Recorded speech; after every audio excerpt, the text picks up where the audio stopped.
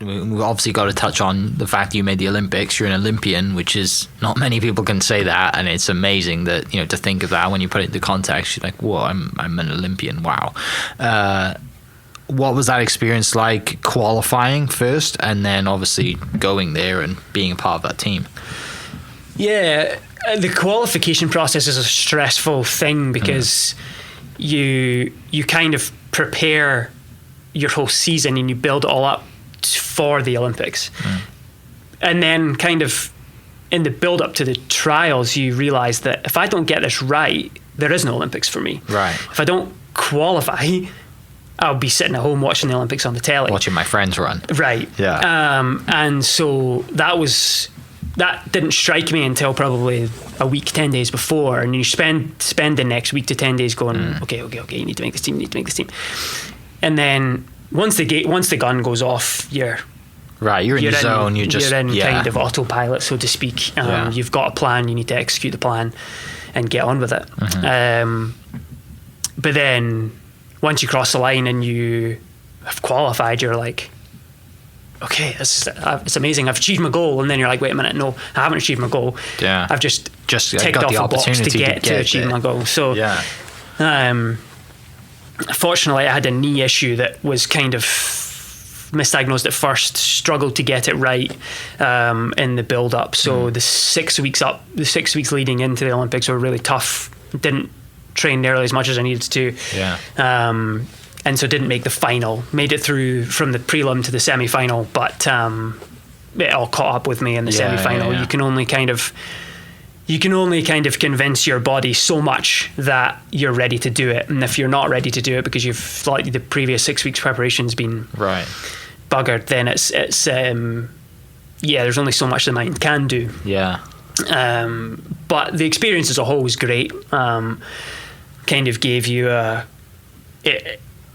strange sense of worth just seeing the other people that are there, the people that you've kind of achieved. You've got to a level. It's weird to see like Michael Phelps in the cafeteria, and you're like, because you forget that those people are human, and so it's weird to see them doing the same things that you're doing. But no, I mean, it was great.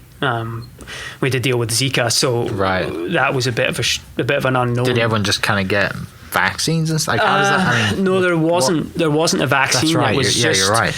I mean, God knows what chemicals they were spraying, but every morning, if you were up early enough, every morning you could see them. These guys going around spraying chemicals all over the village, and you were like, that can't be good for us. Yeah, running in that's not good. That and then kind of just the level of crime that is in Brazil is quite astonishing. So the kind of security threat that was constantly present. They were like, don't wear if you're going out of the village, don't wear your gear. If you're going to the beach, don't wear Olympic gear. Like, if you've already got the Olympic tattoos, like, wear a shirt, blah blah blah. Like, discourage anybody from understanding that you are an Olympian. Trying to blend in as much as possible. Which was weird. But just part of the game ultimately. So when you fly down there, what's the village? I mean, the village is like that, but what else was the village like? I mean, you've got obviously all of your team, all the GB and everything's together, but what was it like? Other than waking up early and seeing people spraying stuff and security. A bit strange because there's an underlying, there's like two groups of people. The people who are yet to compete, and they've got this underlying tension. Everybody's kind of walking around with their fists clenched, like not really knowing what to do, not wanting to do anything that'll harm their chances. And then the people who are done competing. So like the swimmers are done first. That's what always kicks off the Olympics. So after the first like 6 or 7 days, they're done. So by the time we even came from the training camp to the village, the swimmers were already done. So they're going crazy, partying every night, loud as anything. And you're like, we get there and we're like, would you please be quiet, because we are trying to compete.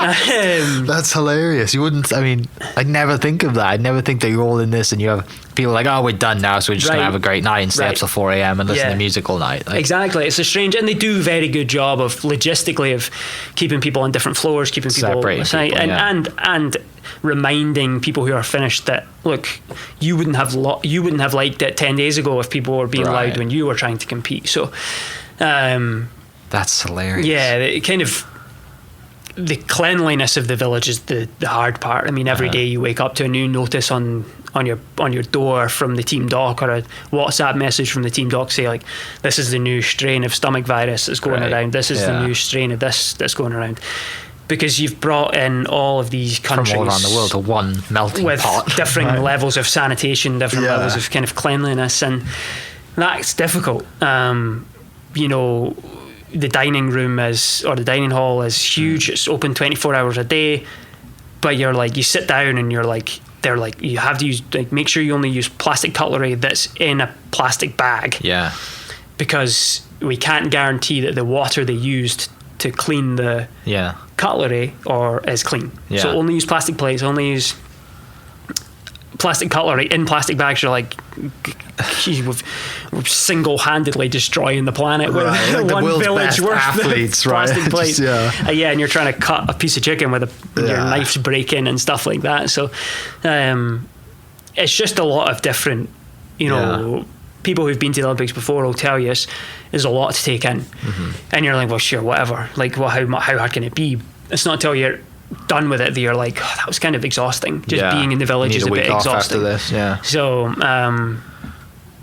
that is tough, but all part of the experience. What was the opening ceremony like? I mean, everyone will most likely know that they throw parties in Rio, and it's known for some of the best places to party or whatever in the world. But as an athlete, what was that like going in and to the stadium and everything we were else? Still on holding camp. Okay. They hold you in holding camps for multiple reasons, but one of the reasons was that the village wasn't actually finished. Oh, nice. So there wasn't actually the amount of apartment. Gotcha. There wasn't as many beds as they said there was going to be. So there were people who had to, like, lots of team staff for the swimming team. Right. That as soon as the swimmers were done, they had to leave. They were out. Yeah. To make way for the other athletes and team staff to coming in. So we watched it in like a movie theater at the holding camp in a place called Belo Horizonte. So you never got to walk through and with the team? That being said, we weren't that bothered about it because it's a lot of time on your feet.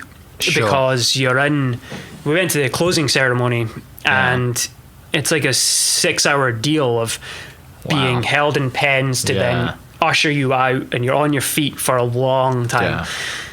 So lots of people opt, even people who are in the village opt not to go to the opening ceremony. Is everyone in the closing ceremony just drinks the flow and having a great time because they're done? Yeah, pretty much. I figured, Like, you've been pent up for this so much time. Right. Like, it's time to let go and let loose, and the fans are there and having a great time. Wow, what an experience. Did family get to come and enjoy it with you or not? Yeah, my parents and my brother came. My younger brother, with my older brother was working, and my younger sister was at University in Tulsa. Yeah. So she had to be back at school, and so my family and my parents and my younger brother came, which was great because I took it pretty hard. My performance not being what I wanted it to be was emotionally quite difficult. And so to have them there to get out of the village, go to Copacabana Beach, stuff like that, and play in the ocean with my brother, it just kind of brings you back to a normality and brings you out of reminds you that actually, yes, the whole world was watching this Olympics, but as soon as you're done, nobody cares. No one cares. Nobody cares. Nobody cares at all. So, because then you go from like having been in the same cafeteria hall as Michael Phelps to like, actually, I'm going on the beach with my brother and throwing around. You're like, okay, like, I'm back to some normality now. Is there any other people that, obviously you mentioned Phelps, are there any other people that stood out to you that were like, well, I mean, they're a god? Or like, I need to go take a picture with that person or meet them? Yeah, no, not really. I kind of struggle with the kind of status of people. Sure. Like, I'm not really that bothered with getting pictures with people or anything like that. It's kind of like, well, there's just, my dad has a phrase like, everybody is. Yeah, you're right. Yeah. And so it's true, and that's helped me. That's helped me in the past with kind of getting to a level to beat people, because I was never scared of anyone, so to speak. It was not really that bothered. I did see, now I can't remember his name. The guy who got in trouble for the swimmer. Who got in trouble. What's his name? I know you're talking Ryan about. Lochte. Yes, that's him, yeah. I did see him come back in that morning, the morning that all the stuff kicked off. And he looked terrible. And he ran, he was running through the village with stuff. And I was like, what is going on with him? And then it transpired later in the day that he was in jail trouble, or whatever. Yeah, right? He was getting picked up. Yeah.